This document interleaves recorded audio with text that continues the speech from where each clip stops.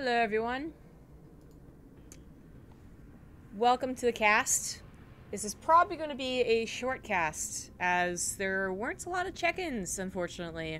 With the mix of GSL and then ASL right after, perhaps a lot of Koreans went to attend and watch, or just wanted to watch to study because they enjoy it, or maybe they hung out with their friends afterwards, after they won. I don't know.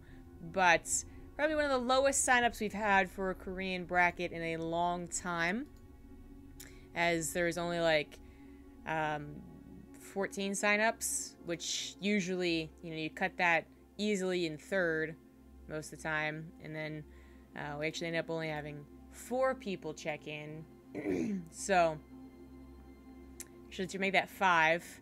So Goblin, a European player, just checked in, so it's a little weird, but happy to see him. Is it something else? But this is mandatory play on the Korean server. That's why it's the Korean preseason open tournament. But yeah, certainly hoping for a lot more Koreans. Oh well, them's the breaks, right? Maybe they don't want to play on a Sunday night either. I don't know. Why would the day matter? Especially Sunday, because it's like you could argue that their friends might not want to party until, well, I should say that they might want to party all Friday night and all Saturday night. Why would their friends who have normal day jobs want to party all Sunday night? Yeah. I don't know. I don't know. Anyways, we will be starting soon. Okay, so we have Goblin, some guy named Homo Deuce, Zest, Trap, and Fantasy. So if I had to guess, I would guess Fantasy loses the Trap, so Zest versus Trap. That was the finals. That's what I would guess. But just need to make sure that they are shown as best of 5s. Okay, there we go. Since there's such few signups and check-ins, they're gonna go ahead and make the semifinals a best of 5. So let's invite Fantasy and Trap. No offense to the Goblin and the other dude that signed in. And I think I want to cast that one.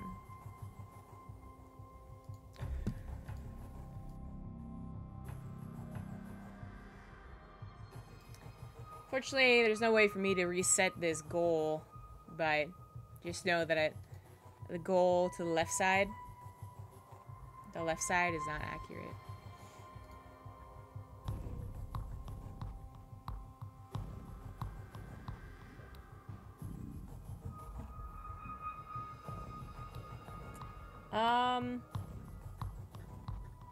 Also, if anyone wants to do anything, like resub or do cheer bits, I have no idea what the Twitch alerts looks like on this new overlay.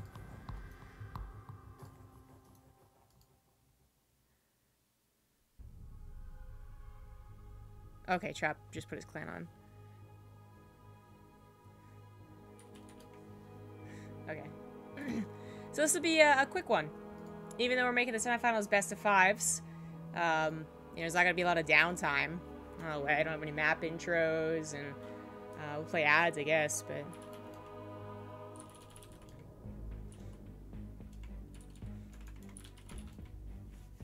yeah. So nothing but StarCraft. Very little banter. The bants will be missing. Let's turn the sound on. Let me know how the sound compares. You guys know the drill. There's a 2-minute delay, as this was, it's an open sign-up, but it kind of turned into a group anyways. But yeah, 2-minute delay. Just keep it in mind when you're shouting at me to change stuff. Okay, okie dokie. You know what? I think I have to change another bot command. So let's do the intros, and then I'll fix everything else.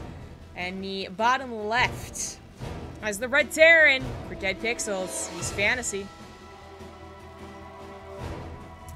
Oh, I can already tell it's maybe a little bit high. The top right, as the purple Protoss, it is Trap. I think sound's gonna be a little high, so I'm gonna go ahead and guess. Because we're only on music right now, so the fact that it's almost matching my voice probably doesn't bode well.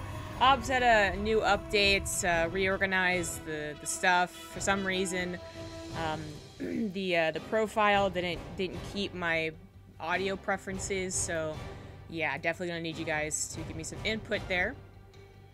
But also, right, yeah, so I need to change this just a little bit.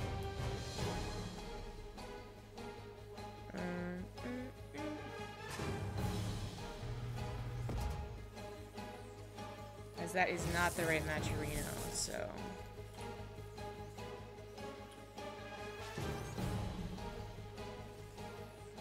I don't think I need the brackets, so let's just broken enough.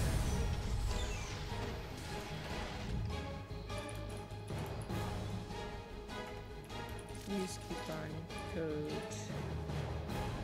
Ting PR2. Add $1 to this stream for quick. There you go. I did it. I did the thing.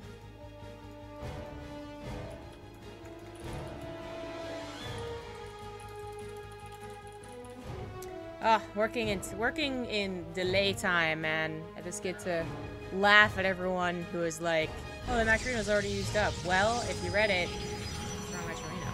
So that would make sense. It's all used up. Anyways. If you guys donate today, unfortunately, there's no way for me to actually know. So don't donate. Well, I mean, you could donate. It'd be added up later. But I'm gonna, tell you right now that you probably won't get shouted out. Or you would appear on the stream tip, I suppose. But better to go ahead and maybe cheer bits or just sub. But anyways, we're finally into a bit more of the thick of the build. So enough with the prep, I suppose. You have a Stargate. Trap, I think of Trap, I do think of a Stargate player. He still even goes for Phoenix Adept builds occasionally.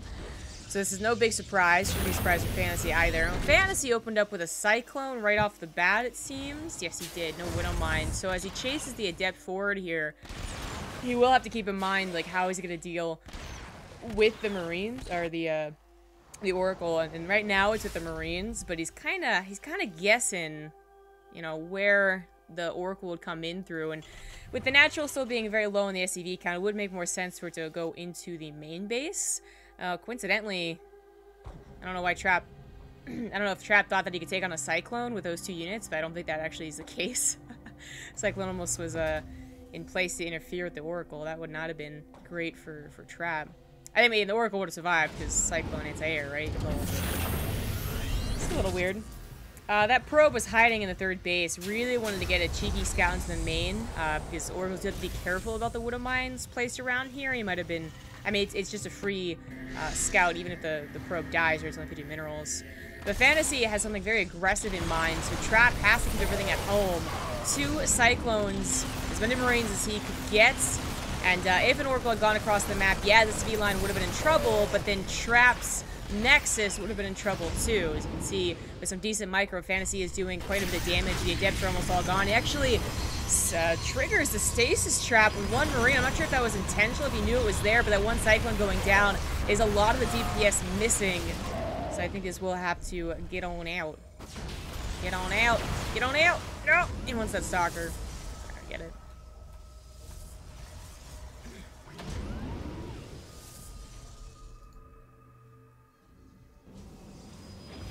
So the KR Maturino was actually for Europe. Did Rifkin mess this up?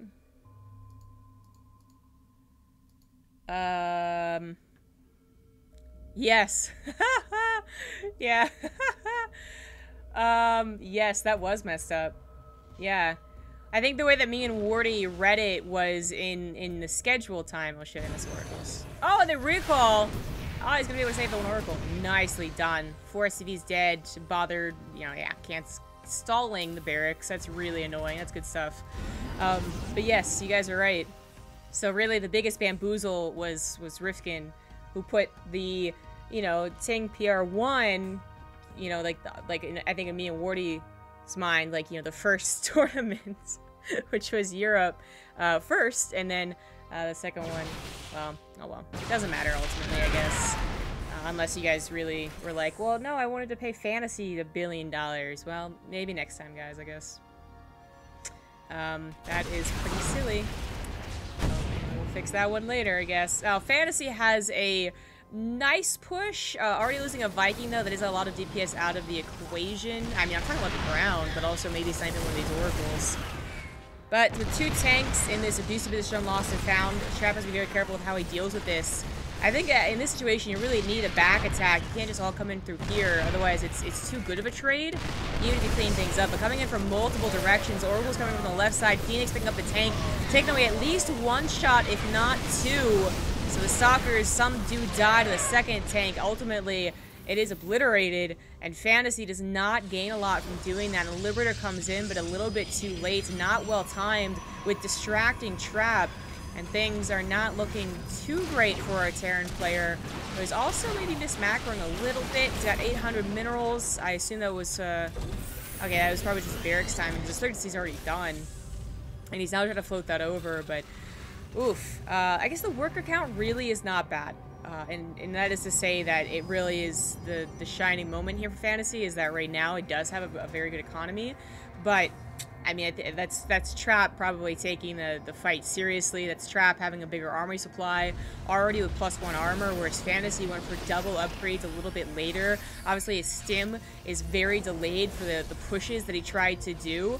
I mean, sure, okay, great, like your workers or your economy is actually going to be better when you set down those mules for the third base, but everything else is missing, and Trap is going to try and pounce on Fantasy.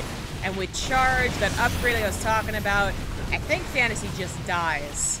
Not a perfect execution of the build, and then on top of that, of course, I mean, more importantly than that, it didn't work. Trap was completely prepared for both the Cyclone aggression, where, you know, it was micro versus micro, and then for the tank aggression, where he'd already pre-set up his army, as it was a bit of an obvious push. Now, those are some really good Widowmine shots, and Sim is almost done.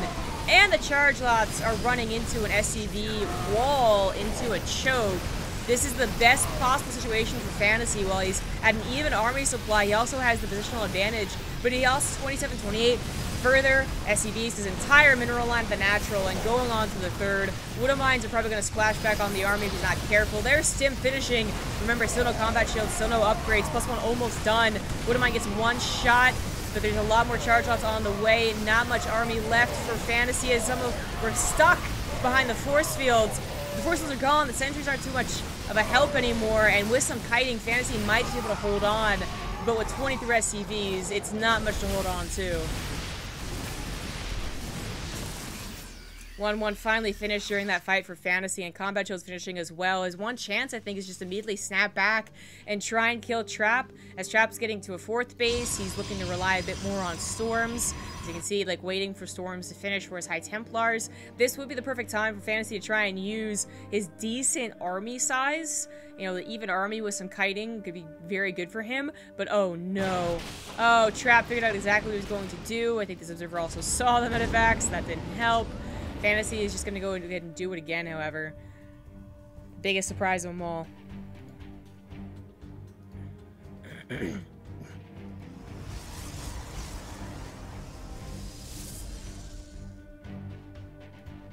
Seems like the sound levels are pretty good, so I'm going to leave them as they are.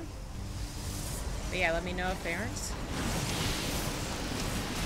Storm is done. Feedbacks are available, so I mean, even if Storm wasn't done, feedbacks would be quite good in this situation up against the drops. I actually think that Fantasy might have been better off. Oh, it's not even unloading fully. Yeah, this is totally game. He would have been better off trying to just kite around the 3rd base, but it would have been a tug of war around a base that ultimately wouldn't decide the game. Because if the 3rd base did die, well, Trap just, you know, buys time and moves everything over to his 4th base. So, was there a win potential for Fantasy? Not really. But I think I think it would have been better just to try and dodge out storms.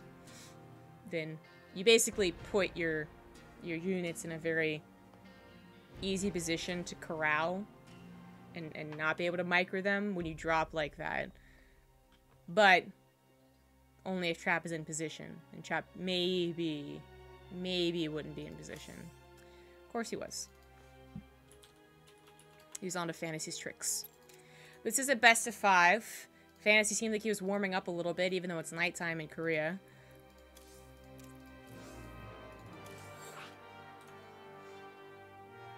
Goblin and Homodus is... They're on the European server. But when they advance, whoever advanced, I'm guessing it's Goblin, they'll have to face Zest on the Korean server. So this default one, and that's just usually not that great for Europeans. Plus it's Zest, so it's an uphill battle there. Top 2 payout. So whoever loses here, well, them's the breaks.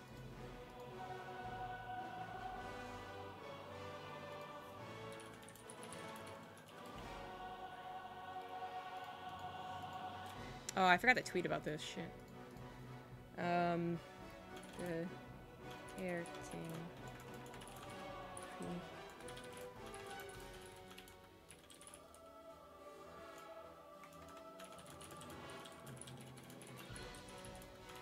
He picked Fantasy?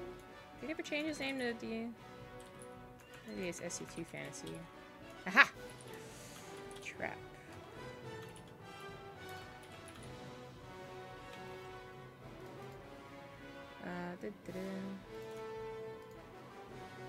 Thank you, Trap, for not accepting my invite so I can have time to make this tweet.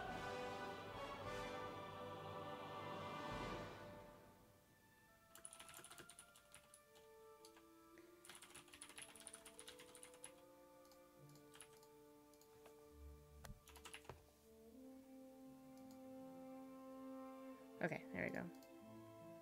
And we're all good. We are all good. Let's get into it. It is Dreamcatcher coming up next. We are using the current map pool, which Dreamcatcher was... It survived the culling.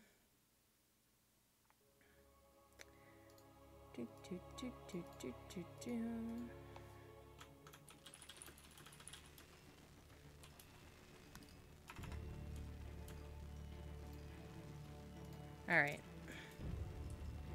Okay. Alright. Yeah, we're starting things off nice and quick, aren't we? In the bottom right has the red Terran. It is Dead Pixel's Fantasy. In the top left has the purple Protoss. It is Trap. Always likes that purple. Fantasy is already sent on SCV, and it is going across the map as if it is going to proxy in the natural, which would be hilarious. Game sounds are loud compared to voice volume. Okay. See, that's what I figured it was going to be. And then no one said anything. Okay, so that should be better. Let me know how's the actual game sounds, like explosions and stuff, are, because I can bump that up. So he is going to proxy inside of Trap's base, which is very doable on Dreamcatcher. Is both the natural, has a lot of dead space, as well as the main.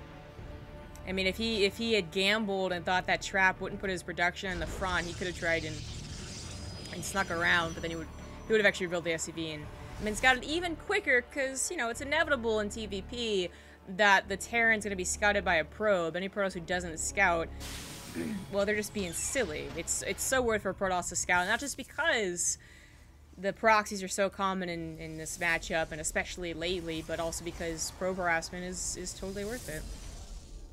Now, on top of the scout that there is, you know, something going on, he also scouts where the something is going on.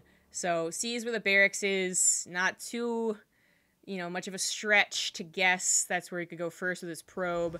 And then this probe's going to see the factories built on this side of the map of very important scouts. And then maybe even scout that the starport is proxied or not. And with all three in each gas, it should be a starport somewhere.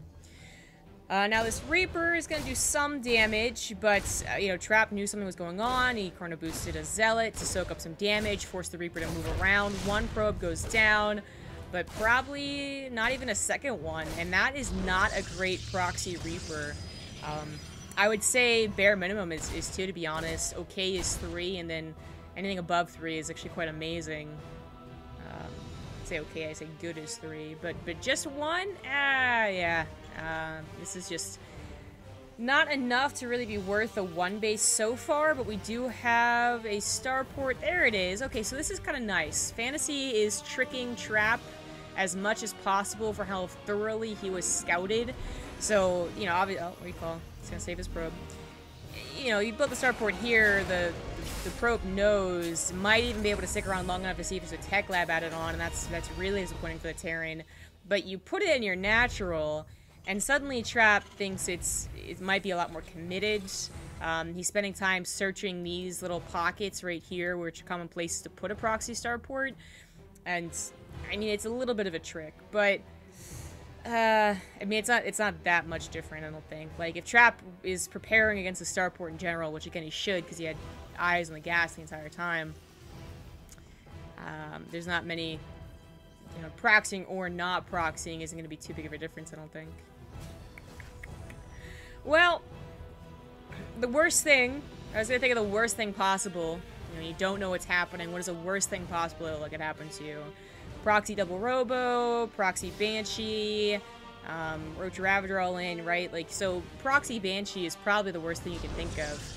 Shield batteries in the mineral lines are an automatic way to negate a lot of damage, unless they, like, build up to 2, and you're busy thinking, like, where the hell is it coming from? Which this Phoenix is going to probably try and scout exactly for this. But so far, no shield batteries. He is trying to determine exactly what is coming from a starport that he knows is somewhere. He just can't find it.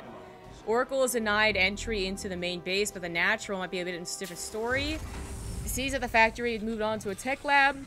He's going to risk running through. Did see the starport finally. He's going to double check to see if there's a tech lab on it. Okay, there's 3 cyclones. The Oracle's actually going to die. Yeah, without seeing if there's a tech lab. So that is... That does suck, but... Okay. Hey, that worked! Cool. Anyways, so the Banshee was found out just by Trap's good Phoenix patrol. Now, again, he didn't have his shield batteries in the main or natural. Didn't want to, you know, potentially waste those minerals, but... Yeah, this is a pretty common follow-up, just because it's always, like, the next Banshee that does a lot of damage, you know? So... As much as he was trying to prepare for anything from the starport, still gets 5 probes worth of damage. That's not really enough for a Banshee, I guess, but it's not super terrible. Gets a cancel on the Nexus too. Now the Cyclones are probably going to lose their lives for this. Well, maybe. The ground units are actually kind of slow. Second Banshee comes in, but the shield battery is done. Now it's 5 shots of probe, I think. So yeah, eventually it'll get something done. But this Oracle is waiting for its energy. It's going to be quite a while. There we go. Second Oracle pops up. 3 probes killed. Also not... That's definitely not ideal for a Banshee. There's the 5 was like, okay, I guess. Thank you for that, guys. Maynard for the 25-month resub.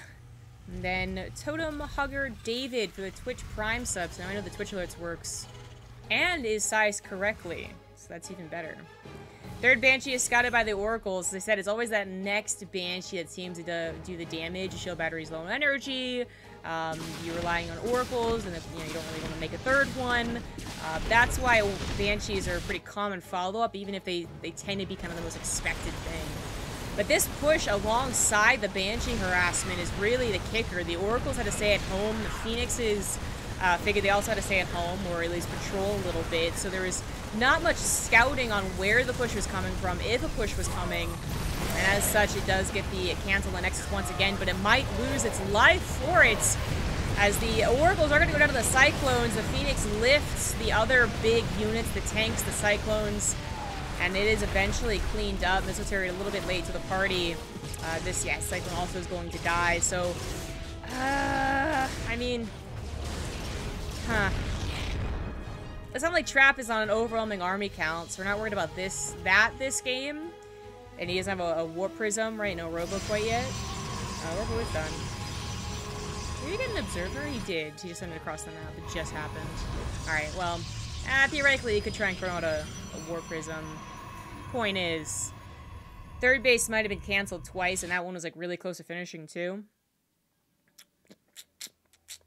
I don't know if it's quite worth. You know, Fantasy, once again, delaying heavily his stim and combat shields and his upgrades. I guess a little bit less so this time. He did go for a faster single engineering base, so it's not as bad. And in fact, is faster than Traps, so maybe not so bad. Maybe not so bad. The next problem for Fantasy is getting that third CC on location.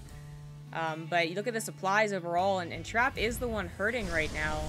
None of the advantages he had last game, despite having to deal with mid-game aggression, are really here. And it's probably because the aggression has been happening since minutes 3 with the Proxy Reaper. Even if it doesn't do a lot of probe damage, it still delays the Nexus, and the Oracles never were able to return the damage. Warp Prism was made, by the way. And the Phoenix is also only ever been used for defensive purposes. Now, this is a unit combo that can definitely buy a lot of time. Fantasy scans the natural, probably getting an idea of what the tech is. Sees a Twilight Council and barely a Forge. Phoenix try and cover the Warp Prism? Oh, I was like, what the hell? Wow, I really couldn't see that. Wow, okay. No, they just picked up a couple SCVs. I don't think Fantasy saw the Warp Prism. He has a supply depot totally for it, but yeah, he doesn't see it. Upgrades are all finishing up for Fantasy, and now he can continue his aggression with all these upgrades. But Trap is trying to find that perfect timing where maybe his army supply is a bit better, maybe bigger. Unfortunately, it's not here. Fantasy is up 20 army supply, and with better upgrades this game. Also going into a Ghost Academy.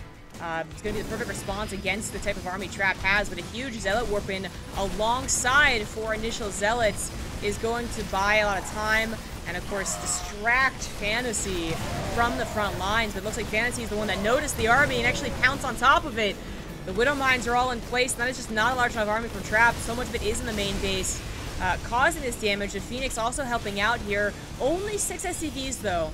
The army was fairly quick to respond. The rest of the army, though, this is it.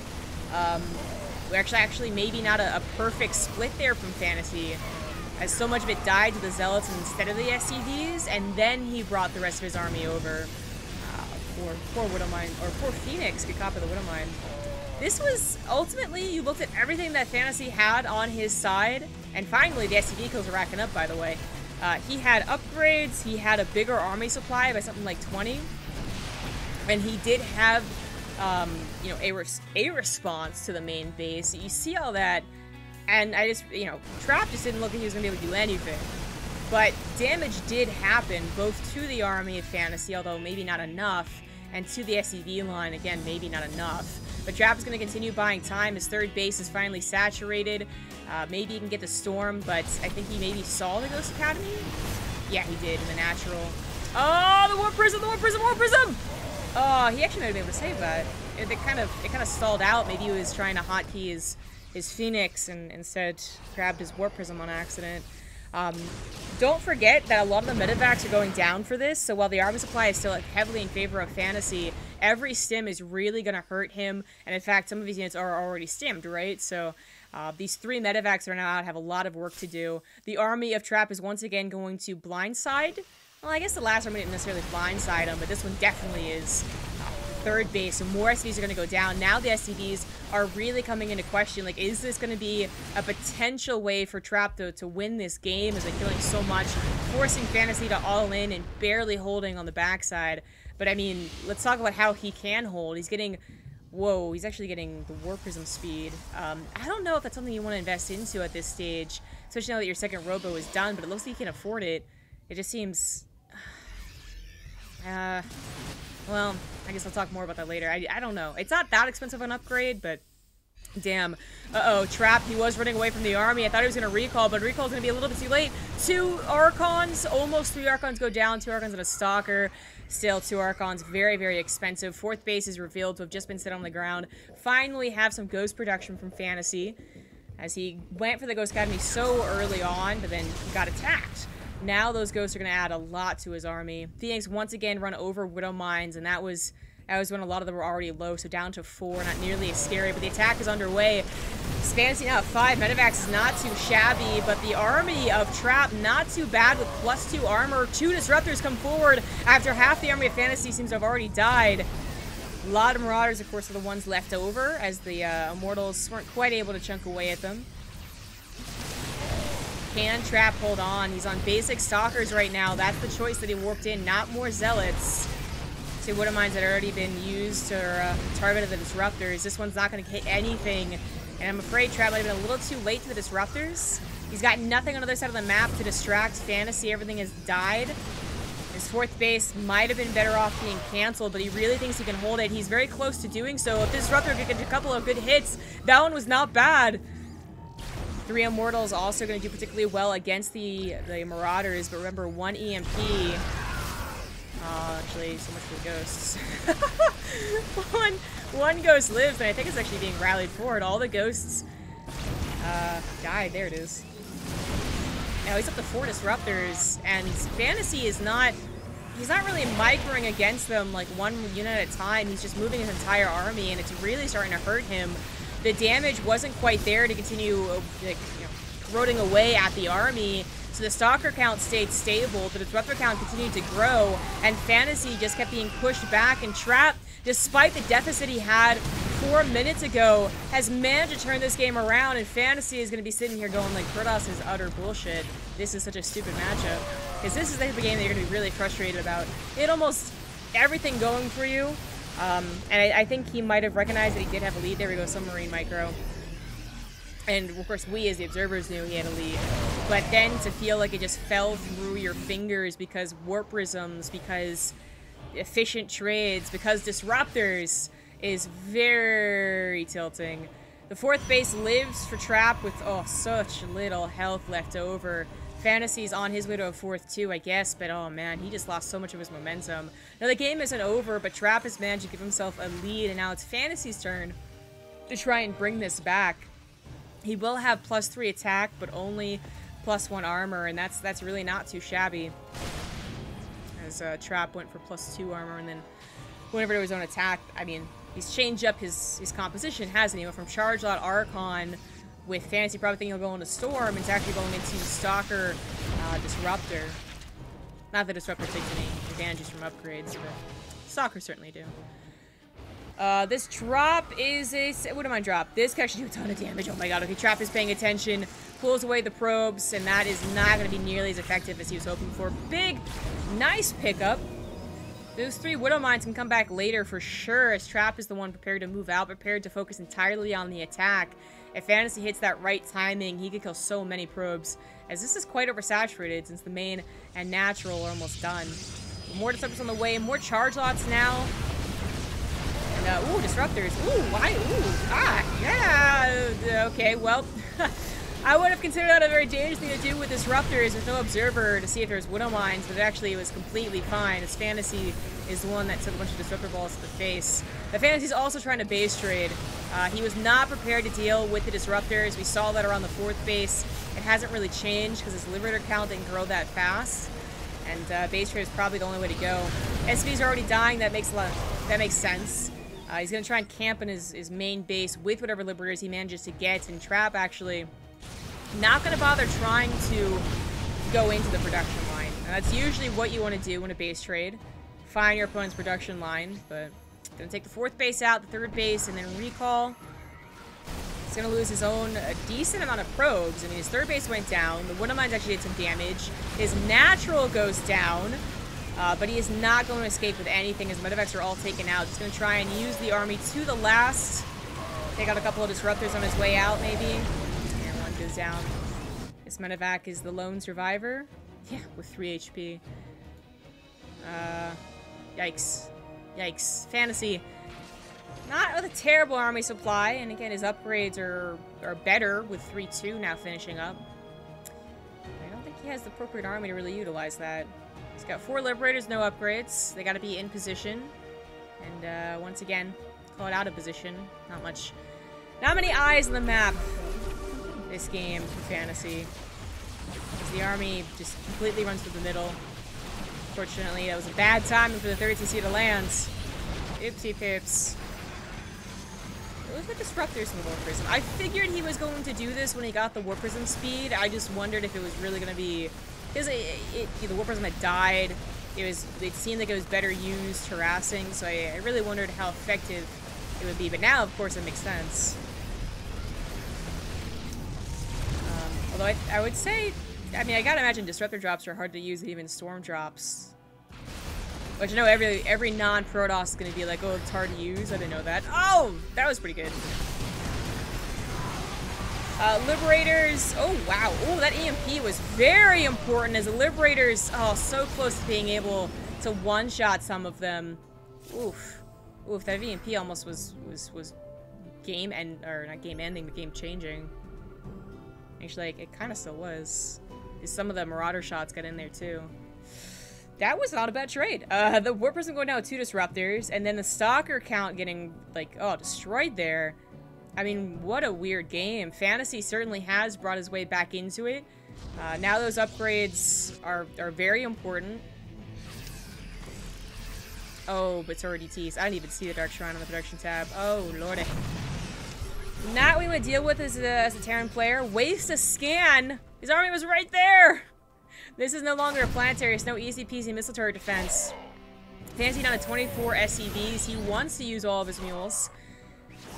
Not going to be possible. I guess Liberator's going to get some probes, but Trap has quite a few to lose, and he is warping in more Stalkers that Verbank yet left, so not lasting nearly as long. Looks like this CT was cleaned up.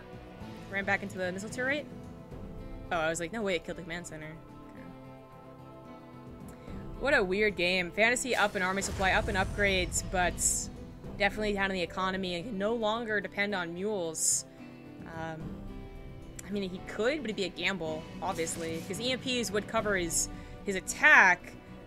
Right, there's not going to be anything to defend against the DTs, even if there is detection. Actually, that's the big problem right now. EMP hits. Basically, if you hit like yellow golden units, it's pretty good. So it hits all the golden units. Actually, I take that back. It did not hit the sentries. Now hitting the Stalkers. I think he's out of EMPs for now. Liberators can be very abusive in this position. Ah, but Disruptors probably still king in this type of game. As long as they're not caught alone or without anti-air support, like, it might just be a bit better. Now, Fantasy had like 8 Liberators, then I'm all on board the Fantasy hype train, but only with 3, and having, not enough to actually cover different regions. Nice concave, though, as Liberators do set up again. Blink has already been used, but maybe not a good enough concave, as these Disruptors still get some pretty nice shots, even coming from behind. Fantasy forced to retreat against a bigger army. Definitely bigger army now. Gonna use the brush, which is really annoying, but here comes the Warp Prism. All the Disruptor shots. That was actually all the Disruptor shots, I think. Which would be a perfect time for Fantasy to collapse in on it. But only 1 Disruptor goes down. He doesn't have the DPS. He doesn't have the amount of units he needs to actually take advantage of all the shots being wasted. GG. Trap does take game number 2. But that one was a lot more entertaining. That one was a lot, that was a weirder game.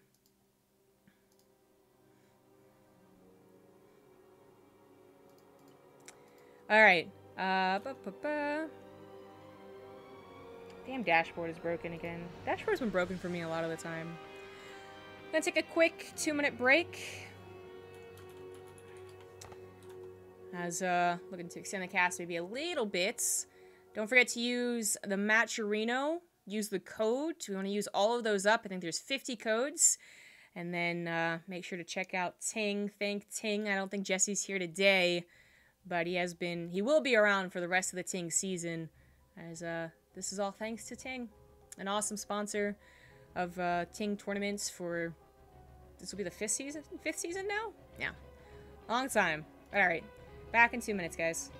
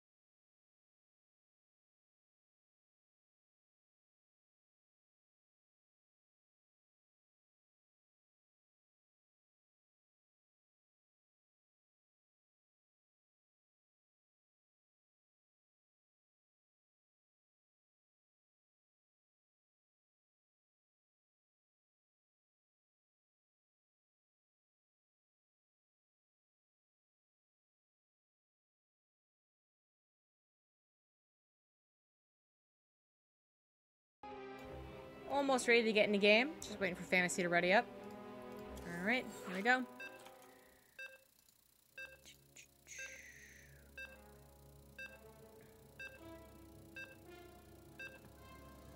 Beep, boop, bop. Beep, boop, bop, bop. Game sounds perfect. Is Fantasy still playing? I mean, he's in this series, isn't he? It's kind of an odd question to ask at this point in time. Alright, in the top left, as the Blue Terran, Kubrick, it is Fantasy. On the bottom right's up 2, so it could be the last game. It is the purple Protoss Trap. Now, his opponent for the final, should he advance on right here, right now, will probably be Zest, as Zest faces Goblin in the other semifinal, and PvP not so great for a cross-server, and Zest is actually just particularly good at PvP. But I like what Fantasy's doing here before we get too far ahead of ourselves. Fantasy definitely got a lead last game. Everything he didn't feel amazing, but then when you looked at the overall supply and his ability to survive a counter, which is always the biggest question for a game like that, and obviously it did add up, you know, it was, the Reaper wasn't too impressive, but then the Banshees ultimately, I think, like, altogether got, like, 10 probe kills, I want to say, and most importantly, distracted Trap twice, so he couldn't actually save his third Nexus. So, Fantasy, as I said, I think he knew he had to lead that game. I think it's a hard game to call when you're the player, but I think Terran players that we get cast in Korea are generally a lot better at determining games like that. And he probably also just liked the way that it felt, considering, like I said, he got the cancel on the Nexus twice and had enough army to survive a counter. Everything only went to shit when it most likely wasn't going to, which is the weirdest thing, and why Fantasy probably wasn't too happy about that last game. Basically, when he did have all of his upgrades, when he did have a very nice army, was Trap able to kind of perfectly dissect him? War Prism in the main, army at the front, and I don't... Really, kudos to Trap for bringing that game back for where he was. And then Fantasy also deserves some kudos, because he also kind of brought the game back. But his rep there's a little bit too good. But anyways, so he wants a game like that again, I'm guessing. Now, Fracture is one of the new maps. So far, I've only done the old maps, and we'll see how similar pushes work out. But, oh, hold on here. He added a tech lab to the barracks. I thought it was, I just defaulted to a factory or even a starport, which clearly isn't on the way yet. But no, it was on the barracks. Okay, so Marauder slow combined with the Cyclone. Fracture is the shortest map in the map pool now. I want to say it's shorter even than Catalyst, if Catalyst was in the map pool, but that is not. Probe is going to survive, so the Reaper doesn't even bother. Trap sees the factory at home, which a lot of the times it means they're a little more defensive for a little bit longer at the very least, right? Because it's at home. They're probably going to wait for a starport, for instance, just like last game. But on a map like this, and, you know, him not being able to scout the continued production of the barracks, unlike last game, now he sees the Marauders, now he's going to put 2 and 2 together and say, oh, hold on here, that Cyclone is coming over here, there's no starport being made. He's going to try and build shield batteries, but Fantasy might just be using the perfect map for the perfect build to take some momentum back in this best of 5. As he desperately needs it. The shield batteries are so important in this game. This one's already at half health. Oracle pops out in the nick of time, though, is going to take up all the DPS from the Cyclone and actually do so much damage, as one Cyclone anti-air is not very impressive. As you can see, actually that Oracle kind of wasted some time and almost lost his life because of it. Over here, the second shield battery does finish, in Fantasy, by not focus firing on top of the shield batteries, might have just let this game go, because his SCVs also died, and the Oracle finally goes down. As more Cyclones are on the way, more Marauders are on the way, but that bunker will never finish. And without that bunker, I don't think there's enough staying power, but never underestimate the power of Cyclones. The Marauders tag every unit that pops out, well, besides the Oracle, I guess. And suddenly things do snowball, but the Oracle, that's so key, kills the Cyclone once again, this time with a lot more health left over. And there is only one pylon powering all of that! Uh-oh. Well, Trap did recognize it faster than I did, but still not fast enough. Has 2 shield batteries. Oh, and an SCV, you cheeky SCV! It actually came forward from the, I think, from the other side of the map. And it finished the bunker. A second one as well. It's going to go to second bunker, and suddenly Trap is no longer in a great of a position. Uh-oh, SpaghettiOs didn't have enough production. Trying to get a Void Ray now, but it might just be too late. Now, the Marauders cannot ever help with the Oracle, and that's always the weirdest thing about this. And they also can't really help with a Void Ray. Hell, the Cyclones can't really help with a Void Ray, unless they get the kiting going on. So this is still something where Trap could hold, but Fantasy really doing a lot of damage. Not necessarily to the economy yet, but certainly taking out, you know, army to army, now with an army supply lead. He's up to that starport, so Banshees are on the way. And Trap might just have to go up his Nexus. Uh-oh.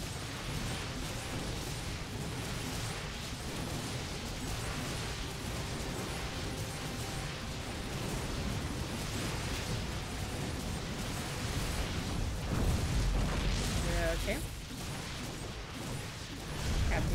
Chat being a little weird. Chat, not Trap. Alright, so there's one Marine. So I take back what I said, but the bunkers might be able to help. But they can still only help so much. Oracles see the Banshee, which is a very nice scout.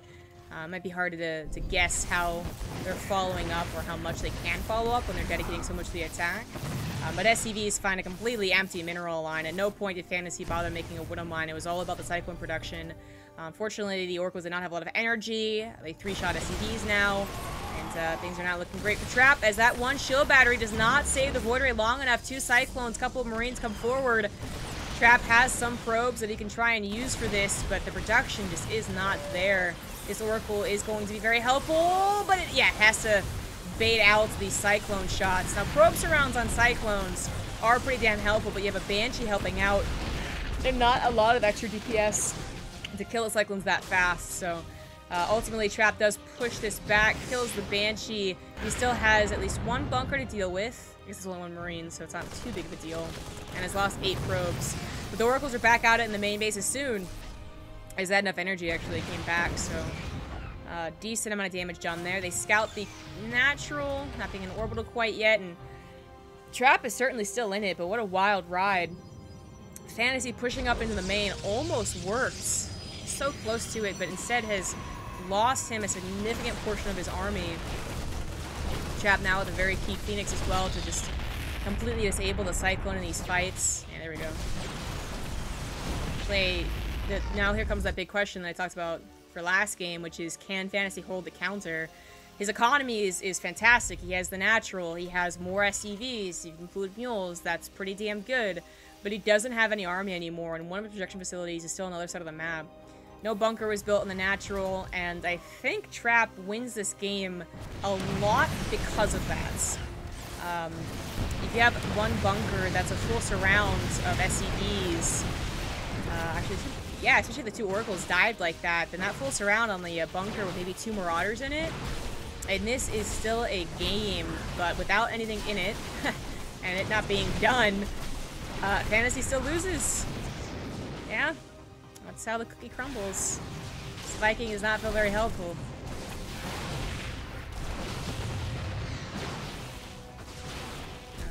Yeah, okay. He's gonna desperately try and save this Viking, but this game is over. Fantasy's so close to bringing it back. So close. But not enough defense back here. Okay, well, okay. Somehow the bunker finally finishes, but how many SCVs are they to repair? There's 5 SCVs to repair. It's not even a full surround. GG. Oh, you cheat Trap. You. Trap does take the 3-0 in the end, but Fantasy does what Fantasy does best, and he gives some really cool, fun games. That will send us over to the other semifinal. As I said, Zest versus Goblin, a PvP on the Korean server. That game was not particularly long. Can I even play another ad? It's been 10 minutes since my last ad. I feel really bad playing another one. I missed a couple of resubs, sorry. As we had Chamber66 with a Twitch Prime sub. Actually, that was just a new person. Maybe I only missed one. And then Dova Kitten 169 for the 17-month resub. Thank you. Alright. There's his lobby up.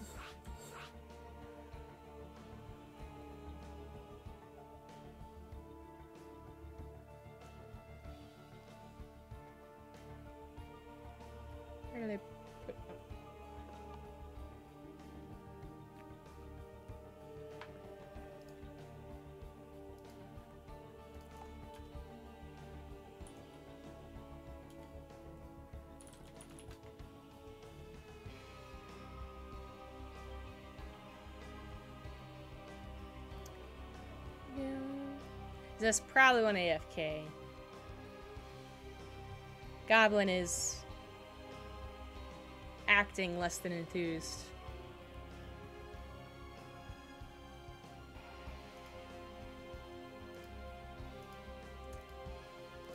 Oh. So let me tell you guys a story. As I watch some of you guys in chat. And I'm so less likely to give subs the benefit of the doubt now unless I recognize your name because of the sub gifting thing. But anyways, let me tell you a story. At one point in time, casters and players had a lot of shit talk. Mostly players to the casters, I guess, because the casters didn't really have a lot to back them up. Because people just, default to the players are right about the game, which they're not wrong. But anyways, we get into the game. I'll continue my story here.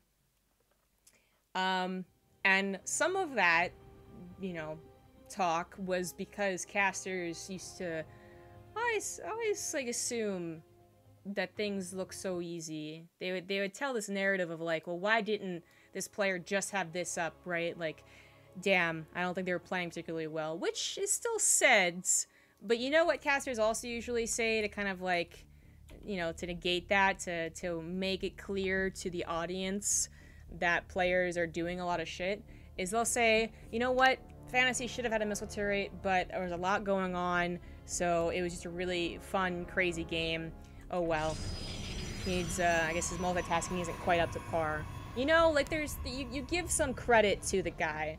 So, chat, yes, you all are recognizing the rule of no player bashing, but also keep in mind, Fantasy was doing a very high octane style, a lot was going on, and he probably thought he had more momentum than he did. So just, there's ways to, like, critique someone and not bash them, and also not, like, not get away with not bashing them with actually bashing them. You know what I'm saying? Like, you can just give him a little bit more credit, chat. There we go. That's the story. So, let's get into this new best of 5. In the bottom left, as the pink Protoss, he is Zest. In the top right, as the red Protoss, it is Goblin. It's EU versus KR PvP. Pretty well known for its early game micro. You could definitely argue the later the game goes, the less it's about microing and the more it's about positional micro, which is still microing, but just not to the same, unit by unit kind of effect. And even then, there's still a decent amount of actions to do, right? But certainly early to mid game, server lag is going to be a killer. It's actually, like, Mana defeated, it was Zest or someone, like, really good at this matchup, and the reason he was like, yeah, well, it's just the, the regions, they were coming over to Europe, so that's just, it's a pretty big deal. And then Zest is really good at PvP. It's almost always the matchup you can depend on him, even when he's not doing so hot in the other ones. So Goblin knows he's in for quite a lot of trouble. Zest should feel very confident and might even try and end the game, particularly early. I actually saw a lot of that from Stats. And Stats is usually well known as a defensive player, as we all know. So, wouldn't be surprised if Zest has, excuse me, a couple of proxy pylons up his sleeve. Anyways, Robo first from Goblin. This actually, I mean, if he is being attacked, it's a very safe move. But we'll see if he plans to do some aggression. This is actually what... Right, Zest, Stats was doing, and Zest does something very similar, just a little bit later, but there's his faster third gateway, so, like, they both have the same idea, and, again, like, weirdly enough, whoever attacks first is going to be facing, like, a robo that can be used defensively, right? So it's gonna be hard to really end the game, I feel, for either one of these players, and in fact, because they're doing such similar builds, it's going to come down to who takes those earlier advantages, stalker to stalker. Maybe someone like kind of warps in an adept and it's a shade-in type deal.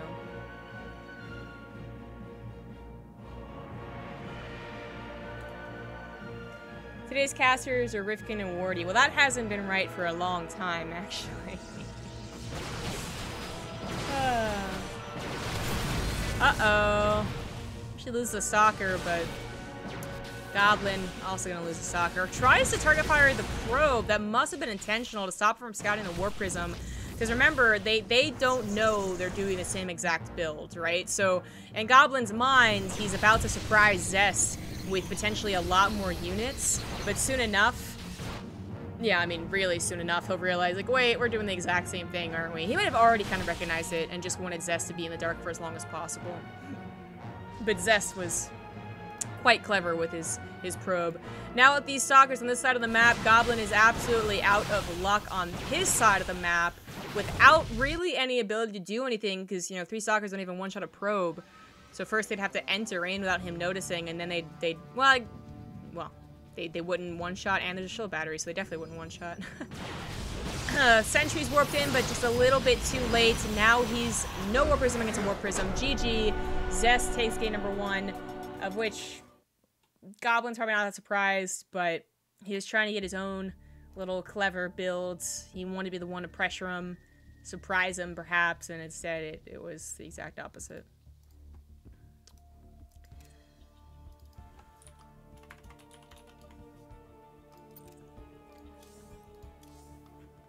Can we have cat cam? There's no cats in my room right now, actually.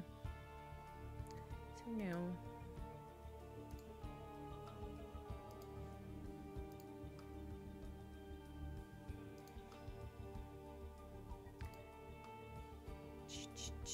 I know very little about Goblin. So Goblin, he so I said he's a European player, but to expand a little bit more, he was at one point a lot more well known for like funny cheesy builds. Like Mass Oracle was kind of his thing before it was even really popular.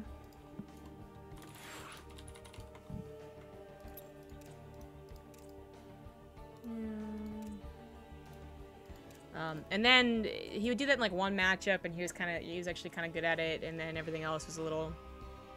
But he's kind of dropped that persona, and he's just a fairly decent European Protoss. I think he can take games off of the European Protosses, but not necessarily series. Like a little bit up on the up and up, but definitely a friendly guy. I like casting him. And he knows he'll agree with anyone in chat who says that this is unlikely to be his victory. Acid Plant is his map choice. Usually we talk about, you know, loser's pick and how, well, you might lose one, but it's best of 5, so you still have so much left over. Well,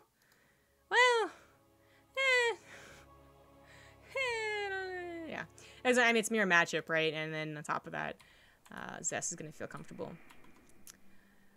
In general, so many things are going against this guy in the top left. It is the blue Protoss, Goblin. In the bottom rights, as the pink Protoss, it is Zest.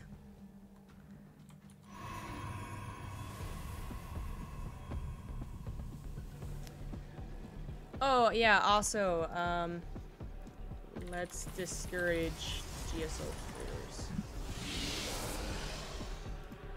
So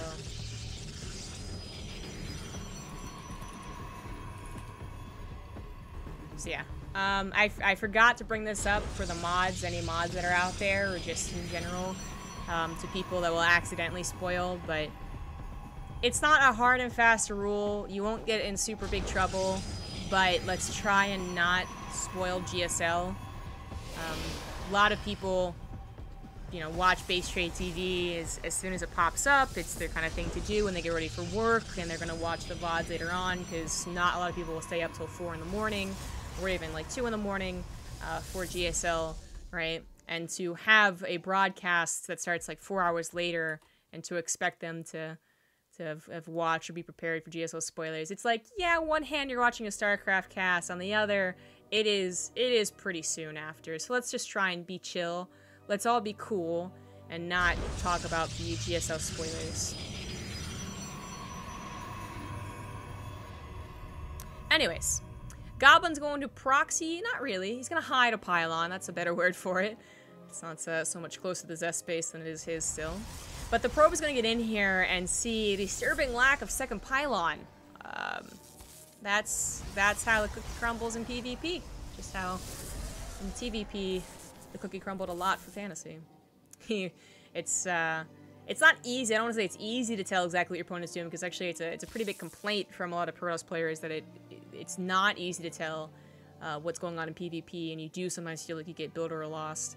But it is, there's nuances. There's gas timings, there's how many probes are in gas, there's how many pylons are in a base, and you know, at one point it was the highest level possible. Like in Wings of Liberty, it was like, you know, thinking 4D chess. Nah, it's not nowadays. It's the first thing really that they're counting, and even the casters will notice. And you know, if the casters notice, and that's just so obvious to the player. But right, so if there's no pylon, there's a second pylon. Most of the time it's going to be a proxy Stargate, but you know, considering these guys are probably going to be very aggressive towards each other, it could also have been a proxy gateway, I guess. So I mean, the point is, like, you're gonna scout anyways, right? But it's not a proxy. It's just hidden. It's still faster, duh, but not too much. And actually, in this case, not faster at all, because he's gonna go ahead and bulk up his Phoenix. So this is gonna turn into, okay, not an all-in. I was like, well, if he had a third gateway, it's gonna turn into that like Phoenix all-in, but he actually goes for a Nexus. So this is gonna be a tech surprise. It's like a dessert. What's a, you know, like sometimes there's like at potlucks they'll be like, this is a blank surprise, this is a meat surprise or something. That's what this is, a tech surprise. And well, it's not a surprise anymore. I'm not sure. I mean, that was just unfortunate luck there. But more Phoenix are on the way. Zest knows about the Nexus. No, he does not. So this is probably a little concerning for him. It would only be really concerning if he did actually have a Nexus. The Phoenix are going to scout that Zest, in fact, does not, and also sees everything else, including the third Kate again, and the Robo, and be like, oh, alright, well, it's just very similar to what happened last game.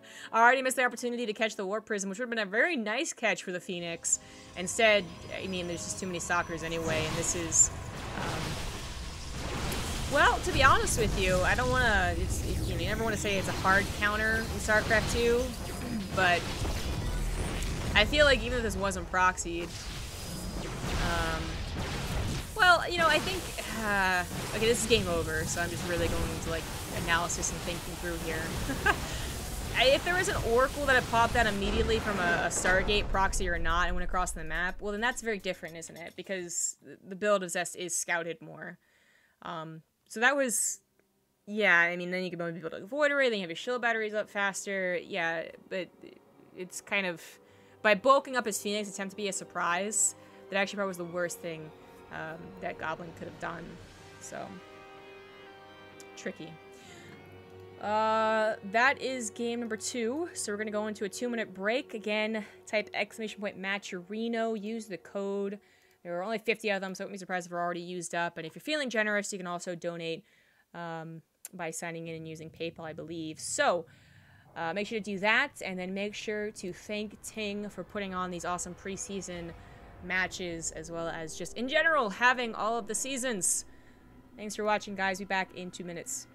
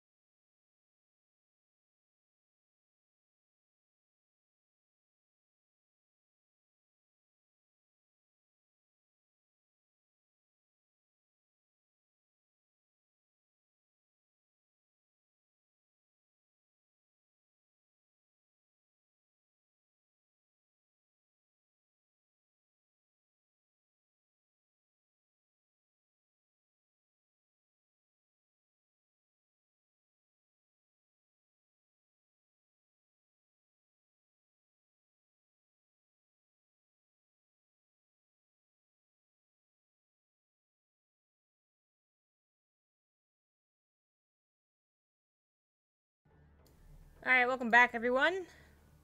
So we're getting into Parasite Lost for the potential last game of the series.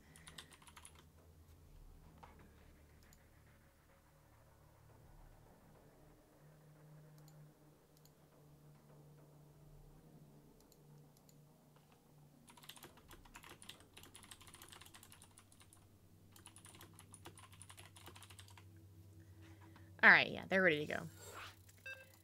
Let's get the show on the road.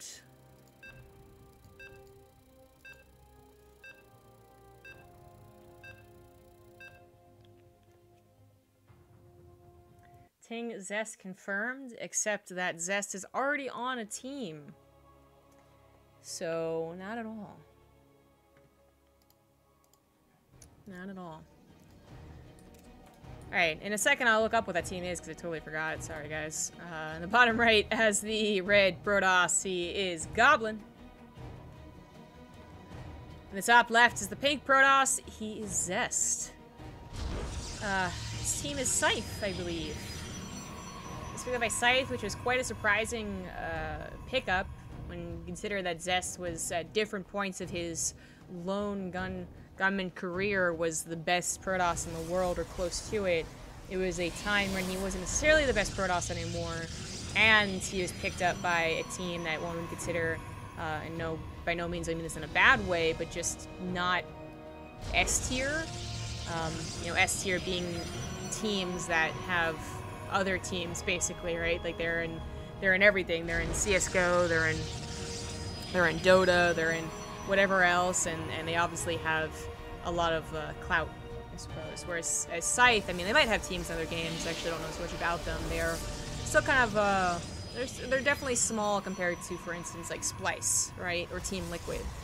So you would think Zest was gonna go to, hell, I don't even know, was gonna go to some like super big team if he was gonna be picked up by anyone.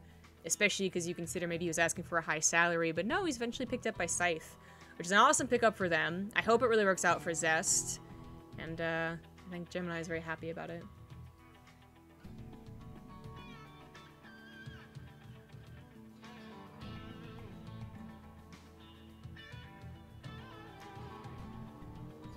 Well, you know, Zest has done a similar, if not the same build twice in a row. I would expect him to do the same thing a third time. I'm trying to think of why he wouldn't, really. And I'm sure Goblin is as well. Goblin, once again, proxying that second pylon, which again is very obvious to Zest Probe. And this time it's going to be a Twilight Council. So he's trying to really think of something that can just kill Zest either before or during Zest's own attack. Now, if this is going to be for a Dark Shrine, which when it's this fast it usually is, I don't know, right? Because we know that Zest likes to build a Robo, which is a very nice response to DTs, and because he does it on one base, it's also definitely fast enough, right? So I don't know, but right, like I don't also know what else he could do. The fast Oracle, should he have made it last game from the Stargate, you know, the Stalkers are probably already in position. He already had a shield battery as well, so it's not like that would have worked out differently. Actually, the Stalker's gonna find this. Oh no. Oh no, he realizes the probe is going to scout it, but so do the Stalkers, and that is not going to finish. He turns it into a charge all-in, or at least fakes a charge all-in, actually goes for a Dark Shrine, so he's trying to make it as clever as possible, but this is pretty bad news. Again, Robo on the way already, such a great overall tool to have on one base. The downside to this, I guess the most obvious downside, ooh, that was so close, is if Goblin did go for a Nexus and then was able to defend. Right? Because then if Zest didn't attack, which would be absurd if he didn't, but then if his attack didn't work, well, yeah, then yeah, Goblin's in the lead, but I don't... That's still going to be something very difficult to defend against, and obviously Goblin's not thinking about that. He's just thinking of ways to not even have to deal with it at all, and well, this way didn't work, and that is 3-0. Zest takes game number 3, as these guys have fast games after I play the ad break. Thanks, guys. Well, that was all types of awkward, and that can happen in PvP, I guess. Where is my co-caster? He's not here. There's no one co-casting with me. I feel like, can I ask you something? guy who asked that question, like, how long do you think on this question before you ask? Is it like a good minute? Are you like, well, she probably doesn't have a co-caster. What I should ask is, why don't you have a co-caster? And in that case, I don't have a co-caster because Rifkin's at PAX West.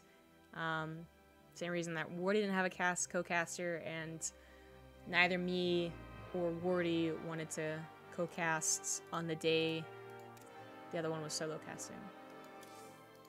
Although to be fair, I didn't ask Wardy, and Wardy didn't ask me, but that's the truth of it. I think Dares likes being useful, guys. Everyone knows I make the lobbies. Everyone knows that I think it's the simplest thing in the world. But Dares always makes the lobbies. Well, he always wants to, anyways. Which is actually fine for keeping the other players in check. Damn it, Trap! See, I thought Trap was already here. It's like one of the good reasons to why someone making the lobby is useful. But Trap is not here. He's actually away.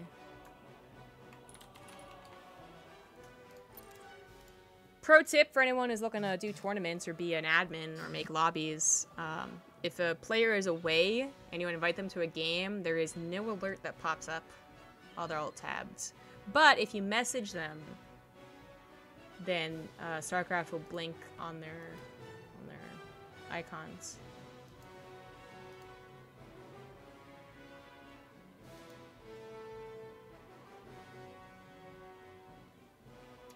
You get a new microphone. Phlogiston, you've been around long enough. You know the answer to that question is always, well, very rarely is it ever yes. It's almost always, no, we're just not using a voice program.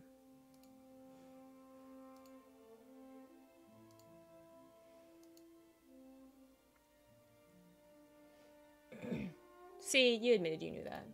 I believed in you.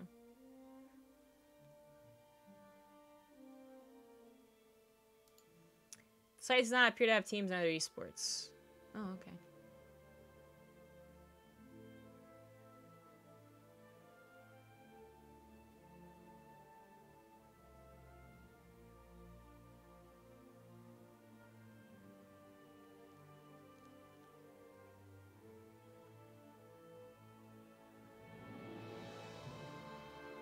Blazer's not even here. He's a terrible co-caster. Alright, the players are ready. This is going to be a best-of-5 finals. They're both already in the money. But, of course, it is a higher prize for first place. Plus, bragging rights. Ugh. I'm good. $100 for first and $50 for second, plus anything else that was added thanks to the Matcherino. Thanks to you guys, so make sure to type !Matcherino and check it out. Use the code if it hasn't already been used. Maybe add a little bit of $dollar if you like these players with the European players because it was switched awkwardly. Anyways, if you like players, and make sure to thank Ting and come back for the regular season, as this is just some preseason fun thanks to Ting. And don't forget to check out the channel sponsors as well, but it's more about Ting.com, as you can see on the overlay. Get $25 off your phone bill at bttv.ting.com. Ting is it's a great service for anyone in the United States. Unfortunately, it's not anywhere else. It's just for people in the United States. But if you pay too much for your phone bill and you don't even use that much data, you don't text that much, you're always around Wi-Fi, then your bill could be easily $30 a month as opposed to the $80 or $100 whatever you're paying. I use Ting. I can vouch that everything works. They use, I forget what they use as their networks, but I can tell you that it works wherever I go. So it's not like some weird indie company. It's just it's small and it's not going to save you money. So check it out and make sure to say that BaseTradeTV sent you. With that out of the way, we're into a PvP once again, but between two very, very high-level PvPers. In the bottom left has the purple Protoss. He is Trap. And in the top right has the pink Protoss. He is Zest. So whereas Zest was very confident doing the same build over and over, and who can blame him, that build seems to be kind of good just in general. This should be very different. These guys, even though Zest might still have more weight in this matchup, because he just has historically been very good at it, Trap is no slouch, and I don't think he's quivering in his boots. Goblin kind of came into the series like, oh boy, okay, let's get this, let's do this, let's get this over with. Whereas Trap is probably thinking like, I can definitely take a 3-1 over this guy, maybe even a 3-0, because PvP can be a little bit wonky.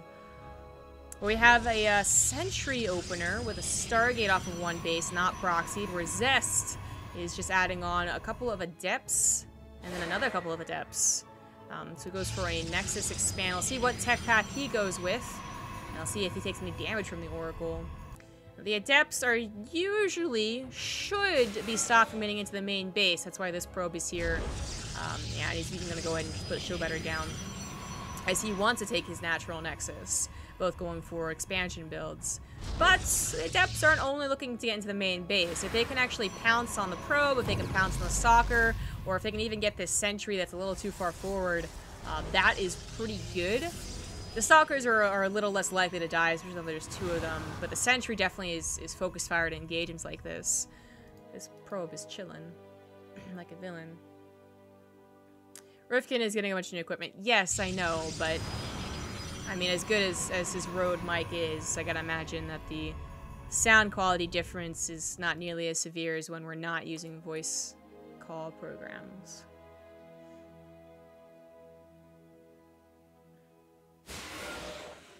It's weird, because I'm pretty sure Rifkin considers himself a bit of an autophile, but anyways, that's not a shield battery, but it is something to block the Adepts, and with a shield battery on the top, just kind of elsewhere, these Stalkers will definitely not be dying to the Adept shade-in, and Zest has made the wrong choice here. 3 Adepts end up living, but that was too bold. He didn't know it was on top of the ramp. Well, he knew there's Stalkers there, but he didn't realize there was also going to be a shield battery, and that's cost him quite a bit of his army supply. Now the Phoenix are out in full force. I mean, there's not that many of them, but it is continuing to grow. A 4th one is on the way, and Zest will want to go ahead and get a Twilight Council, usually to try and negate this with Blink. It's kind of the way that this PvP usually goes. If I get Stargate, and I go Phoenix, you know, especially, then you want to go for Blink. But Zest, so far, not slapping that down, just goes for his own Forge. And I feel like if you can get away with not doing Blink, then more power to you, but it is kind of a gamble, isn't it? Because what if they do go up to like 8 Phoenix? Even if you're only on 2 bases, and even though you have shield batteries, it feels like you're still going to lose a lot of probes. Speaking of which, Adepts get in here, just target fire down the probes. Maybe thought about the Sentry, but then remembered the shield battery was there. +1 on the way for both parties. The tech choice still only stopping at the Robo, which, I mean, eventually Trap will get as well. That was Hallucination, it sounds like, which, I mean, it's not anything lost except energy, but still kind of a cool pickup for Trap. There's no indication of how he's following this up. Now, 4 Phoenix have been seen for a while, and in fact, ooh, one of them is going to go down! That's not really supposed to happen. It looks like Zest is... He knows there's not going to be a large amount of Phoenix unless it's being bulked up in a big surprise. Now this is going to confirm. And as such, I think skipping that Blink has been the right choice. They both head on Twilight Councils, as one should in this matchup. And the Hallucinated Phoenix gets a good scout on everything here. Real Phoenix also getting good scouts, don't get me wrong. Also, shield batteries don't really help against Phoenix. They can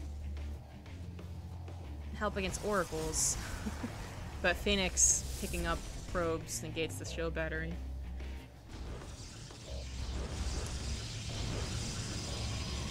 So before, when I said, like, even if you have shield batteries in the main and natural, that actually didn't matter against Phoenix. Another reason why you usually see Blink. But yeah, the Phoenix count's so low. One already died. Depth somehow managed to get in. Not supposed to happen. That's where shield battery does help.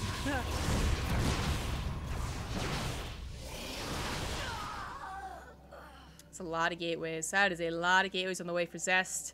Trap is a slight bit behind on that. He's also a slight bit behind on that +2. And that's usually where PvP ends up going to. And it's usually off of third base as well.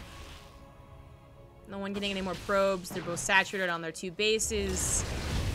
I mean, I gotta imagine a third base does come down eventually for both parties. But Zest was so much going his way. It's gonna be a little while. Oh, this game's a little trapped. Before his +2 is ready to go, but usually the attack that determines the game in PvP happens with that +2. It can be a bit of a... It can be a bit of a predictable matchup in that way. Like, the beginning is very convoluted. There's so much to read into. Gas timings, build order counters, composition counters. But then you get to, like, your full saturation, you get to your third base, and you're like, well, okay. One person is going to try and attack, despite the other person also having similar upgrades. Or close to it, and maybe they win, maybe they actually lose right then and there. But PvP's been for a while. Which is funny because, like, a year and a half ago, it was all about the Supreme Late game. Anyways, here's the attack I was talking about. It is trying to hit with +2 and charge at a very perfect timing, so that if Zest was a little bit better, he's actually going to be able to hit before his opponent has charge on +2, which is exactly what's happening. Charge +2, not done. 15 seconds just about on both of them. Zest does have that third base on the way, so he's already gained a bit of victory there. He's going to micro with his Warp Prism, something that Trap does not have. Obviously, he doesn't need it to reinforce, but it could be very helpful in microing. For instance, that Immortal that just went down. But speaking of the Warp Prism, Zest goes down. That does take away his reinforcements. The damage would already have been done. The Phoenix can only help so much. They can't lift the Archons, the big chunky damage dealers of the attack, but they can help a little bit with the Stalkers, adding the DPS behind. And of course, the Stalkers are going to die to the Immortals too. The 2 Archons on the front were getting a little bit low, at least that one was. And Zest, without more reinforcements, decides to just take that victory, along with his much faster third Nexus, and back away from it. Now I can build probes up again. Sentry's gonna die. As he's not gonna be quite fully saturated. There we go. Maybe go up to like 50. Just to make sure that Trap doesn't have an all-in counter in mind, which I don't think it would have worked anyways. But so silly about this is that they're both on like the same composition.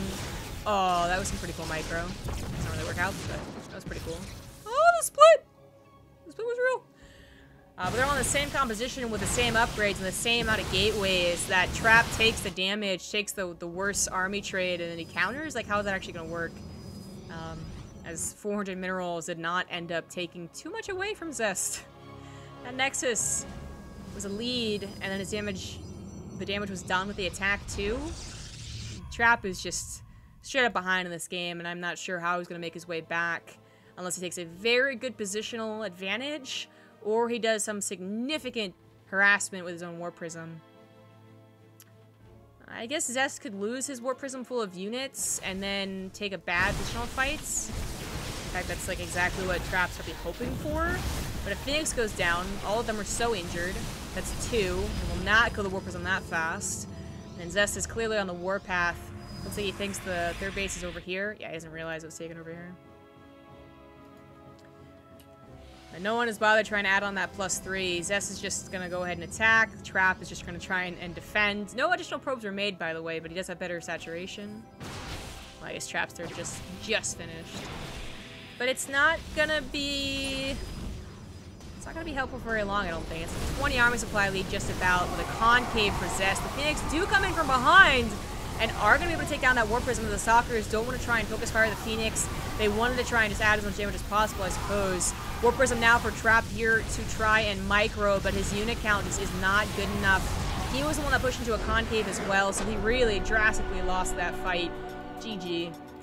Zest continues to be dominant in this matchup, as he just...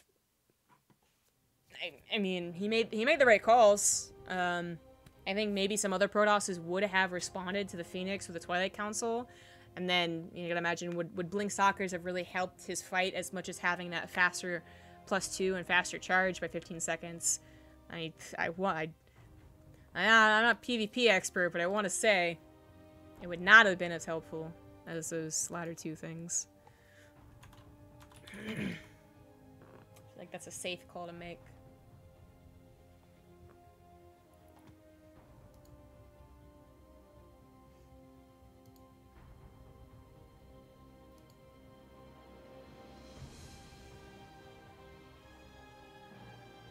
31 more Matcherino codes to use, guys. There's not that many of them, and there's a lot of you guys. So go to Matcherino, sign in with whatever you want. If you have a Google Plus, you can sign in with that. And then just go to the code and copy-paste the code into the place where it says code, and it takes no money from you.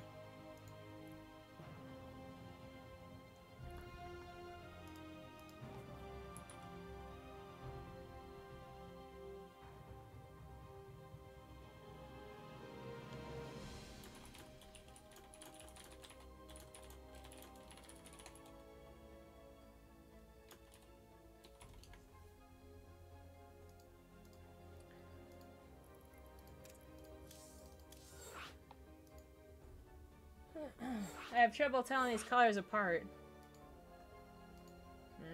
Okay. You're not the only one.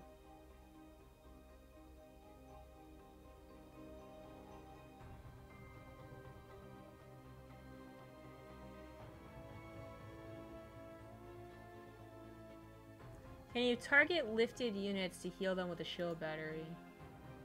I don't think so.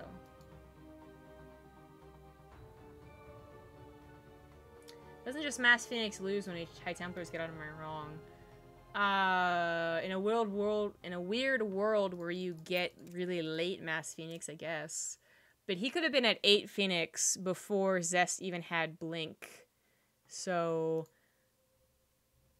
let's say you do say, okay, High Templar's got to be good against Phoenix, right? And you skip Blink, just go right up to until it counts on the Templar Archives. Then you might get the feedbacks in time, or more likely, you won't have as many High Templars as the Phoenix, and the Phoenix will kill all your High Templars. So they'll be forced to make them into Archons, and then the Archons will continue to get their big butts stuck in, like, the gateways, and not be able to respond quickly. Zest needs 2 minutes, so I need to shoot the shit for a little while.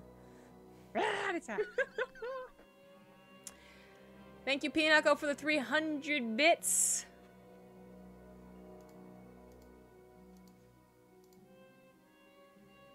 It's the first bits of the day.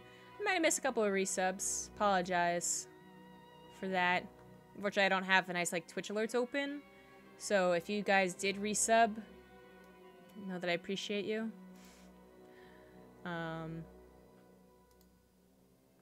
Recent sub, Rush Ichiro. StarCraft 2? Something like that. You got a resub? Thank you. That's all I get. That's all I got.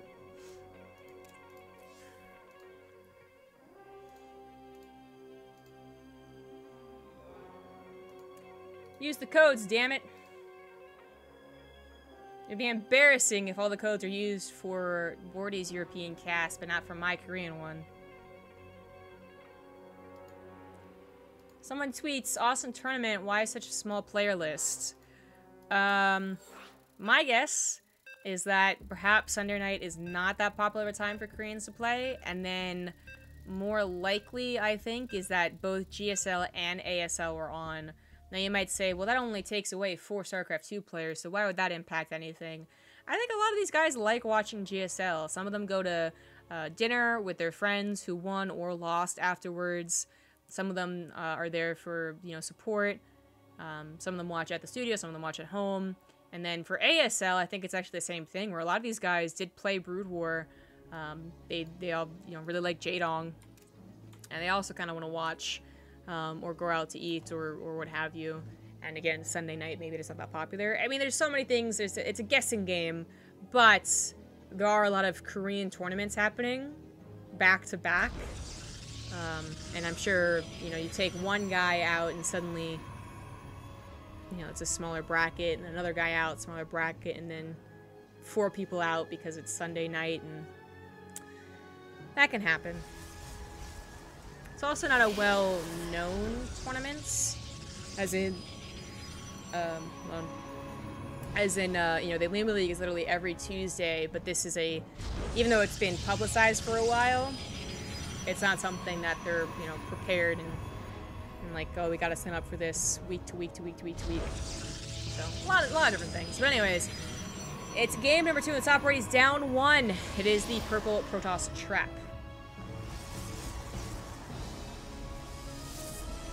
In the bottom left, as the pink Protoss, it is Zest.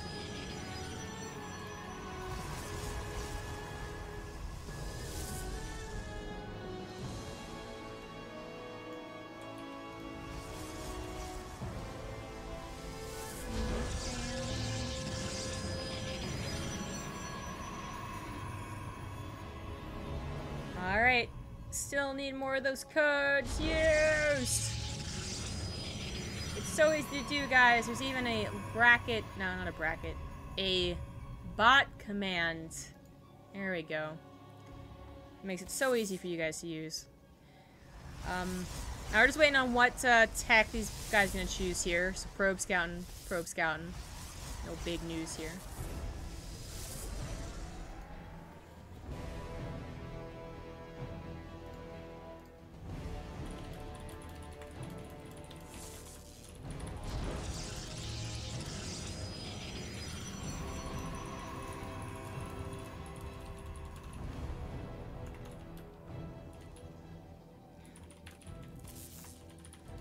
Pinnacle with the attempt at a wholesome meme, I think.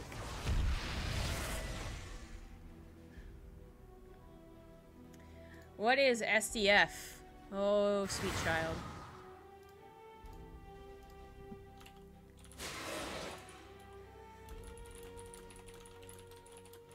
Finals of...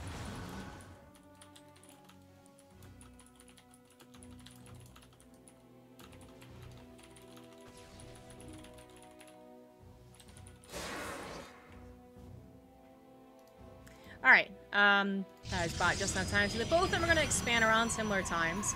Adepts for Trap versus Zest Stalkers. It's always a unique opening.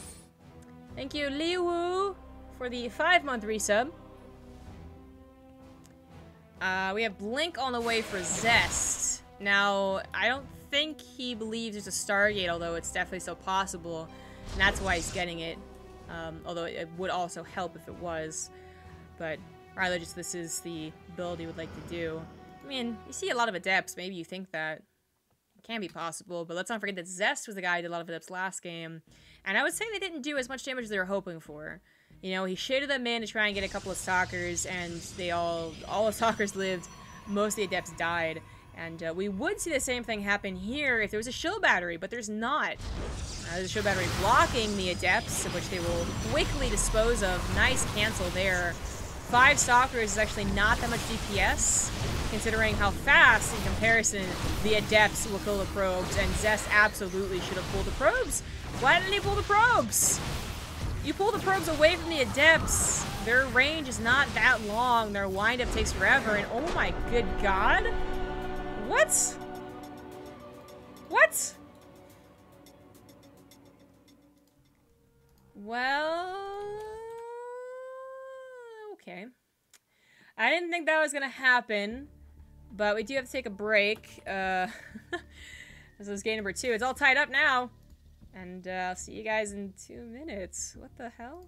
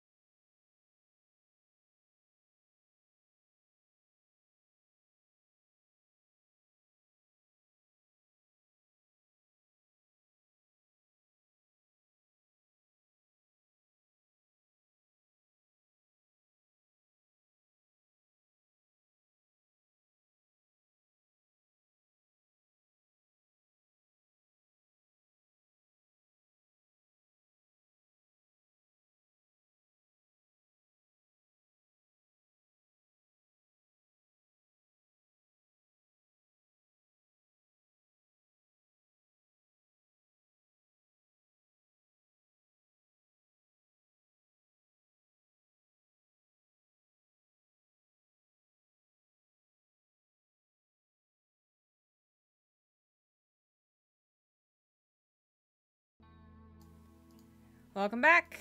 Trap was a little AFK, but he's ready now.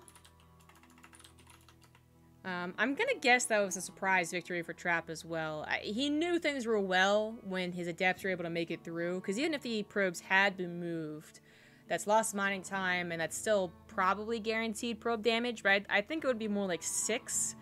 But I could be wrong about that. You don't usually see the adepts get that far in that fast. But I would have guessed 6 probes if the probes had been pulled. Yeah, they weren't. Perhaps Zest figured he was already in a bad position, even if it was only 6 probes, so he was like, fuck it. Or I don't know, but that was weird.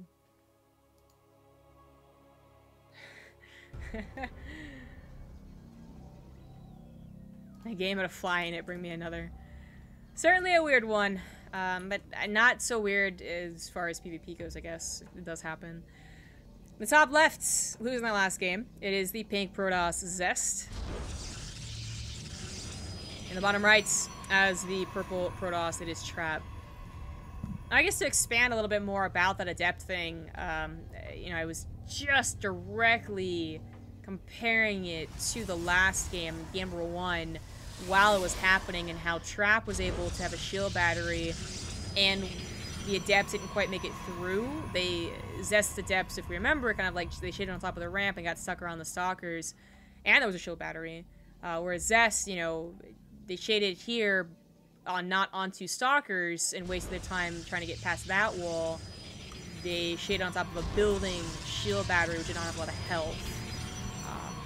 So, you know, that's a big difference, and the lack of a shield battery helping is also a big difference. And then, yeah, no probe pool, so weird. But I do want to say that Zest, when he tried it, it failed. I don't think it put him in a particularly bad position, but it didn't feel like it was that great either. Like, to dedicate to 6 adepts, and then have them not do anything, it's a bit of a gamble, isn't it? And would Trap say he got only 6 probes? Would that have been worth losing all 6 adepts, for instance? Would a counterattack because Blink was on the way been a tough thing to hold, because he was expanding along with Zest? And he, you know, as adepts do, they sacrifice the armor supply for the probe kills. Sometimes that doesn't work out. Like, it looks so easy, and it looks so dumb of Zest not to defend that. And yes, it is a lot on Zest not to defend it, but I also feel like Trap just kind of got, you know, is a bit of a risk for a good reward, and, well, in that case, it was an even bigger reward than usual. Shield battery's a little bit healthier. Stalkers are blocking the shield battery. Or again, the probes are pulled, and it's a bit different. Zest's gonna proxy a pylon, just because these guys are particularly good at PvP does not. Like, I feel like there's a correlation between or a perceived correlation, and maybe it's good, maybe it's not. When people say that someone is good at a matchup, it feels like they're less likely to cheese, to be aggressive, because if they're good at the matchup, then what do they need to do? But that's not really true, is it? TY is good at TVP, but, you know, a lot of it is because he does cheese, and he does like these wonky games.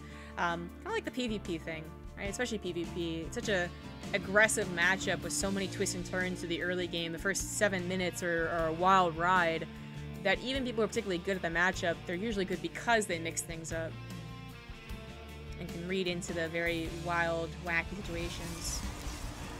Anyways, we have a proxy Twilights, which you can see Trap's like kind of scouting for, and he's just barely missing it. I don't know. I guess he's more worried about a proxy here, and maybe like a, well, you put a proxy pylon here, you come up on the low ground, so that does make some sense. He's missing the proxy tech. Now, if it's a Stargate, I guess it's usually a bit bolder of position, say here or here, and it's just, yeah, I guess you don't usually scout all the way back behind the mineral line, but that makes things so flippin' awkward. Zest is expanding. Zest has the depths are gonna be able to not just like potentially deal damage, but also keep Trap's mind off of, you know, potential Dark Shrine.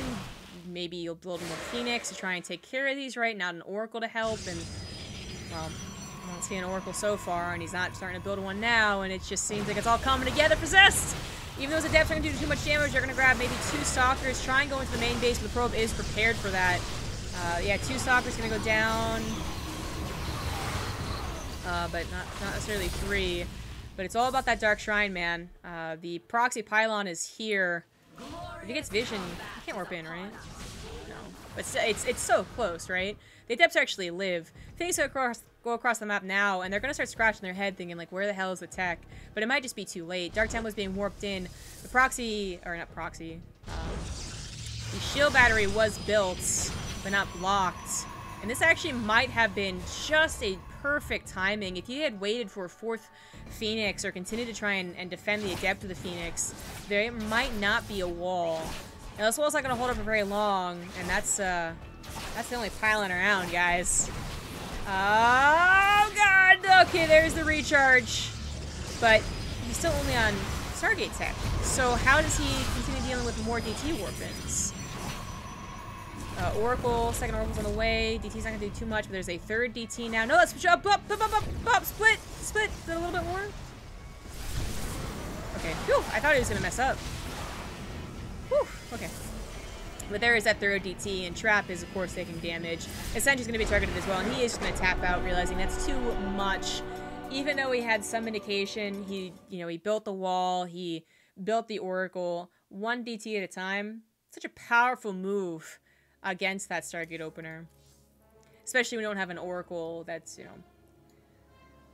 Oracle goes across the map, realizes something is up. We already have 2 Oracles, and one of them with particularly high energy. It's such a different game. Feels like Phoenix haven't been that great this year, this day. Goblin tried Phoenix, didn't work out. Trap tried Phoenix twice, and in both games he lost. So Zest takes the 2-1 lead. Could be the final game here. Whoever wins, $100 plus whatever's in the match arena. Whoever loses, $50 plus a little bit of what's in the match arena. And we do need to use up all of those codes. Have we done it yet, guys? I think we have. And plus a little bit extra from some generous people, maybe?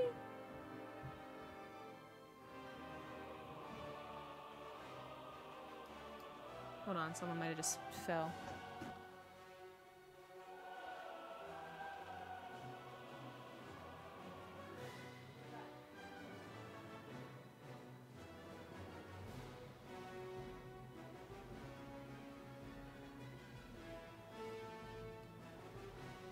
Just cats. I'm trying to do the math here. There's 12 extra dollars put into this. 12. Don't we have 2? We still have 2 codes left, don't we? Someone use the codes, damn it. Dare says 4 codes, so I don't know which one of us is doing the worst math here. I'm gonna assume me.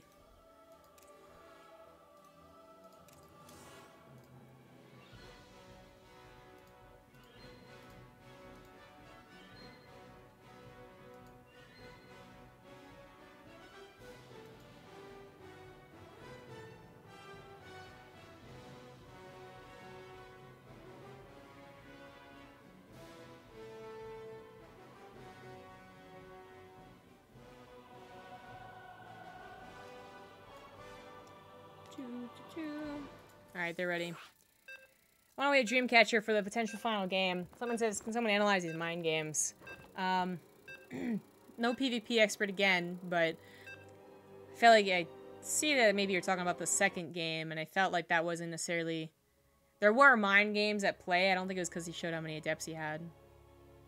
Zest went for Adepts in the first game, and he didn't go for a Stargate.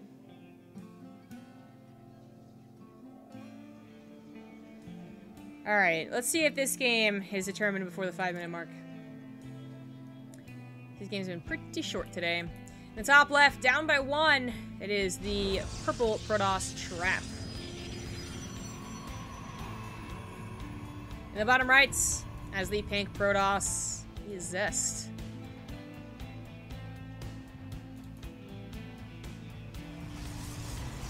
One game went beyond the 2 bases, but not by very much. Even that game felt like it was kind of quick. Zest decisively going for the attack with a faster +2 in charge and won that pretty convincingly.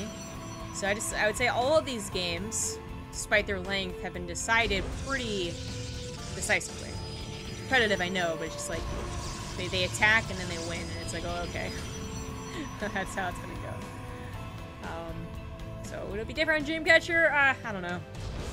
Why would Trap choose this map? We had Lost and Found for maybe like a Cannon Rush, but Zest does Cannon Rush, so he could have been the one that did it. Dreamcatcher, what do you got? You got a lot of dead space in the main and natural, sure, but I don't know if you're going to abuse that so much.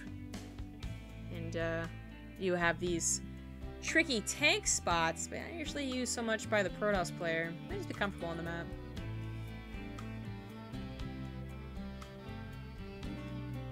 And Ting partner with Twitch so the Twitch app doesn't use data. Well, the funny thing is that Ting is all about not using data in the first place. So it's like I feel like they wouldn't make a deal with a company to not make things to not make things use data. They just tell you to use Wi-Fi more.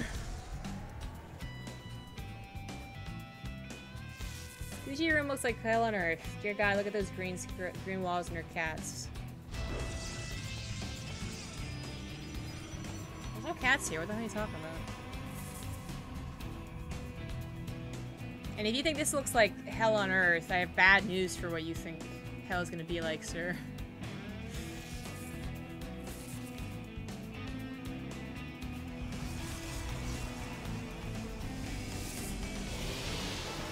PvP is a mind game. Well, yeah. I wasn't arguing that. Just whether or not those adepts are really what confused Zest or not. Why? Well, in a weird way, wouldn't Zest assume that Paladin would be canceled? Then you don't cancel it, then you have the ultimate mind game? I get it, I get it. Trap is going for stalkers across the map, stalkers and more stalkers. No third gateway, but he is, I mean, these are kind of expensive units, right? Prepared for any adepts that try and sneak past. This does have a pylon over here, kind of unique placement. And is going for his own adepts. Like, quite a few of these games have been 6 adepts versus stalkers, haven't they? Well, what's weird about the adept thing, like, so stalkers, I mean, they're a little bit heftier. They have more micro potential, but the adepts, yeah, if they shade on top of the stalkers like this, and Trap is the one being aggressive without a proxy pylon or war prism, like, yeah, he's gonna lose this. Just barely. 2 more stalkers coming forward, so Zest, yeah, needs to be very careful. But all this kind of a front is Zest is actually going for a Stargate this time. Trap's trying to go for a proxy Stargate himself, but it's a little bit late. Oracle, what are you doing? Well, it's gotta wait for a second Oracle anyways, unless it wants to try and burn the energy. Ah, so it's Trap. Is that a little bit late? That's a little bit late. Oh, God. I think you need, like, oh, that was so risky of Trap to do. I'm so surprised it did that. Not that I play a lot of PvP, but I think you need to get a full surround on the Stasis Trap as, like, immediately as it sets down to get the cancel with probes. It's not like a Widow Mine, like, it's kind of testy to try to do it in the first place. That is so much lost mining time. Oh, my God. I don't want to say that's better than getting, like, 8 probes, but, oh, lordy. That was pretty good. Cancel the Nexus is a little tight, but here come 2 Oracles, and the first one still has a bit of juice on it, so it can help out for 5 probe kills, and all of the health. All of the whole health. That's hard to say. Adepts do get in, sneak on by, but not too much to be done with the shield battery and 1 adept, right? First one died so quickly, only 2 probes went down. This Oracle, no, it's Phoenix, sorry, Trap again with a Phoenix. Can go help out against the Oracles, but not gonna do so hot against the probe line. These are all types of awkward, as Trap might not have been expecting the Oracles. Well, now, obviously he would be already scouted, but I don't think he scouted before, so. Proxy Phoenix really quite late. They're not as helpful as the regular non-proxy Stargate was for Zest. Zest grabs so much lost mining time with a Stasis Trap. He grabs 11 probes. 12. Where did I go wrong? It's 5 plus 6 plus the scouting probe, something like that? Whatever. And is looking pretty good. He might not have a Nexus, but he's up by 8 probes. He's just going for more gateways. He figures, well, he knows, right? The Oracles are scouting the lack of the natural. He knows Trap's going to go for an all-in. And gotta bring up the Phoenix, like, kind of, they negate the power of the shield battery by picking things up and not letting it be healed by the shield battery, but they can't pick up everything. And actually, in this case, Zest moves out beyond his shield batteries. He knew it was going to be an attack he had to hold all against. He just actually felt so confident that he moved out and won the game, won the series. That's it. Zest takes it 3-1 and proves that he is still at least best in PvP. And that does it for today. It was a short brackets. Glad the players signed up, though. We had some cool players sign up. Top 2 ended up getting the prize. We did use all the Match Arena codes and a little bit extras. Thank you very much, guys. Thank you for the resubs and the little bit of bits. And that'll be it.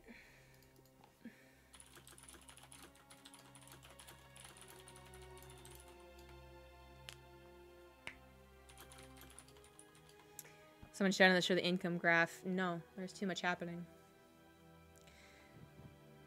But that's on like a even further delay. You know, I gotta actually be able to read the chat, and then there's the delay, so. You know how you can check the income graph yourself, though, is by subbing and then getting the replays. All subs on BaseTradeTV gets the replay packs of everything BaseTradeTV does, excluding the Illuma League, which is his own Patreon, and excluding any very specific tournaments like WCS, for instance, if they're to cast it. I do believe Ting, the season of Ting, also delays its replay packs till the end, but this is the preseason, so I do believe the replay packs will be sent out. I'll have to double check if we already sent them out too. But generally a good way if you're like, man, these casters, they didn't catch anything. I want to do my own analysis, my own cast. Well, you can if you pay $5 a month. But you should. Just also check out the Match Arena before it closes. See if you want to add anything to it in support of these players. Consider following the channel. Well, definitely follow the channel and consider subscribing to the channel. Next time this channel will be live. I know the Illuma League is happening on Tuesday. And then the BTSL Korea semifinals and finals is happening tomorrow. With, I guess, Rifkin? You know what? Don't quote me on that. It's on the schedule, but I'm not sure if you had to change something. There are schedule links down below, I believe. And just make sure to follow the Twitter at BaseTradeTV for the most up-to-date information. Yeah. Give a big thanks to Ting. Whenever you see Jesse, give him a big internet hug, I suppose. Spam the emotes. And look forward to the regular season of Ting that will be starting up soon. Congratulations to Zest once again for defeating Trap, winning the top prize. And follow me on Twitter at @TGaming, YouTube, and Twitch is ZombieGrub, Instagram ZombieGrub_SC for cats. And that'll do it. Thanks all. And I'll see you guys sometime. Well, I'll definitely see you guys for WCS Montreal, which is happening. Is it okay to say this weekend? Obviously, it's not happening today. So I'm going to go with next weekend. It's happening in 5 days, y'all. So I'll definitely see you then. Bye-bye.